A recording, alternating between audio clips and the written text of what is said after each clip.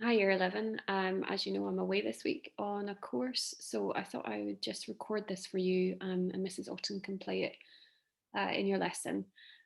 Mystical mirror. I think it's time that we actually start developing some of our ideas.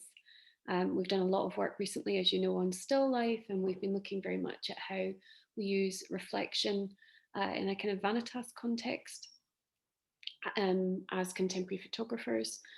But today I want us to really think about how we make some magic on reflection in a wider landscape. Now, that will link back to some of the sources we've already looked at with people like Laura Williams, and I'll explain that as we go along. So really what I want you to think about is what can we do to create mystery in our photographs of reflections. So reflections anyway in their own right might be considered quite mysterious.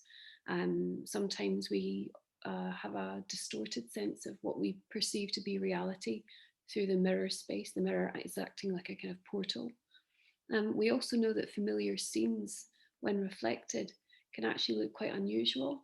And reflections of places can make them at once seem recognizable. Something catches in our memory, but at the same time, they're totally different because everything's the other way around. There are lots of images like this online. There's lots of stuff about being in forests, enchanted woods, things like that, where reflections are used to emphasize or enhance a sense of not just mystery, but also kind of horror, kind of a horror context. And I think maybe if we're moving on from a vanitas context, we might find that we do focus a bit more on a kind of horror, gothic, quite filmic or cinematic sensibility. Um, this is your starter question. So if you want to pause it now and write some things down, uh, and then I want to just explain to you about a shoot that we've got coming up. So I've said that we've got a shoot coming up soon. I'm not sure whether that will be in the first week of December or a bit later on, but it'll be round about the same kind of time as your mock, although I don't expect you to use the shoot in your mock. But what we're going to do is we're going to take the fog machines outside in our after school session, and we're going to put the fog out into the Jubilee copse with lots of different mirrors for you to use and create a similar sense to the one you see in the top image. Now, we don't have a lake to reflect upon, but there are many other ways that we could incorporate the ideas, as I've said already, of someone like Laura Williams, where we bring the two things together. So we'd be bringing a sense of kind of foggy, mysterious landscape together with the source imagery of Laura Williams to create our own new outcomes. So your task today, whilst I'm away, is to create a sway page of source images of foggy forest scenes, mysterious landscapes, reflections on dust like lakes, and similar moody photographs. So just go online, see what you can find, and I want you to put together your sway page if you're working on sway. If you're working in your book, there are printed resource pages for you to use. Some are of the sort of fog pictures that I've just described, and there's also one of Laura Williams' work. Now, I know lots of you have got Laura Williams already, but it is actually quite useful and valuable for us to revisit these source artists and see how we can incorporate them into the new ideas we generate. And if you're working on PowerPoint, Tom, for example, you can just copy and paste images from the internet onto a new slide. That's all I want you to do. And of course, then if you're working on PowerPoint, just like with Sway, you can always print your pages.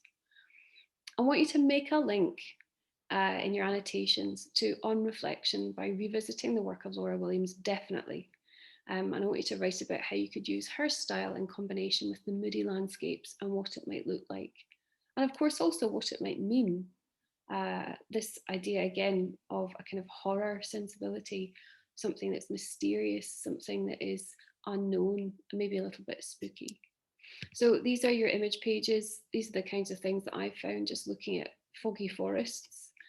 Um, and then there's your selection of Laura Williams images. If you find other ones that you prefer, that's absolutely fine. And of course, if you're working on Sway, you don't have to use any of these. You can just get your own versions from the internet. So a recap, your task today is to create a sway page of source images of foggy forest scenes, mysterious landscapes, reflections on dusk light lakes, and similar moody photographs. If you're working in your book, you've got the slides I've just shown you printed out as resource pages for you to cut up and stick in. And if you're working on PowerPoint, just copy and paste images from the internet onto a new slide. Don't forget your annotations are really important. And in this case, you're going to make a link to On Reflection by revisiting the work of Laura Williams. She goes into the forest a lot to make her images. She has a lot of nature landscape in the backgrounds of her images with mirrors. Um, she also has quite a lot of surreal photography that you might like to look at today if you're online. Don't forget, you will have to take the laptops back to room 23 5 minutes before the end of the lesson. And thank you to Mrs. Alton for covering. I'm going to see you on Friday. I'm looking forward to seeing what you produce. And don't forget, you've got your giant lists of things to do for me from our last assessment. So I'll see you Friday, everybody. Thanks.